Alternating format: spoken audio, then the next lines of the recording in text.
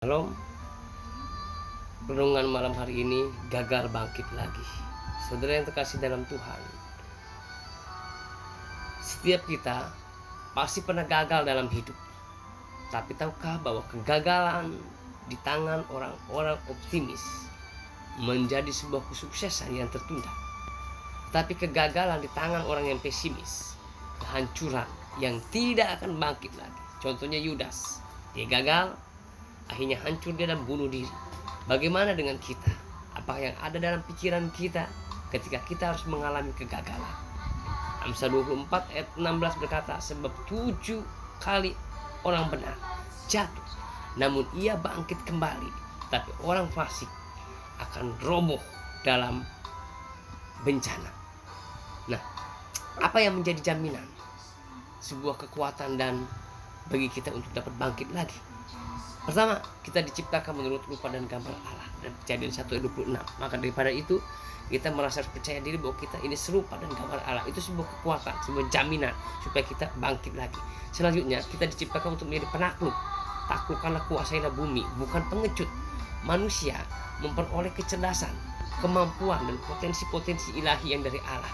Nah, begitu banyak keinginan manusia untuk menaklukkan. Contohnya, manusia menciptakan AC untuk apa? Untuk menaklukkan cuaca, ya, cuaca panas. Nah, saudara terkasih dalam Tuhan, siapa saja mereka yang gagal dan bangkit lagi? Dalam Alkitab, Rasul Saul, Raja Saul maksud saya, tidak dapat bangkit dari iri hatinya. Kepada Daud, sehingga apa? Sehingga hatinya dipenuhi oleh amarah dan kebencian, bahkan ingin membunuh Daud. Dari 1 Samuel 18 ayat 8 sampai 11.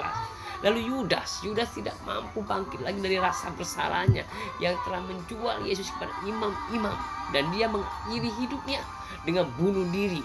Yudas menyesal. Matius 27 ayat 3. Lalu siapa lagi? Raja Daud memberikan hatinya untuk bangkit dari rasa salahnya yang telah mengambil istri Uria setelah ditegur oleh Nabi Nathan dalam 2 Samuel 12 ayat 13 sampai 14.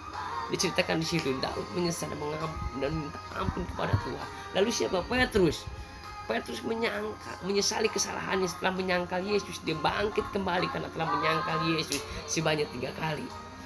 Matius 26 ayat 75 berkata. Nah, saudara yang terkasih dalam Tuhan, nah, lalu kesimpulannya apa? Kesimpulannya yang pertama, rencana Allah bagi kita bukanlah rencana atau rancangan kecelakaan, tapi rancangan yang memberi hari depan penuh dengan pengharapan. Yeremia 29 ayat 11 katakan itu.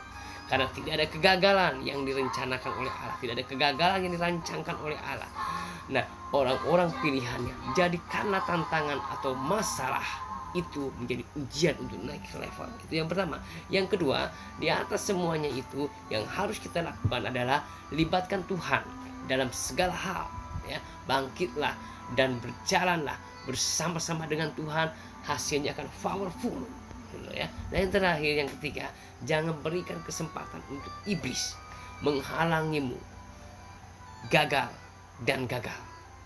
tapi berilah hidupmu untuk bangkit dan bangkit, karena terang Tuhan sudah terbit atasmu.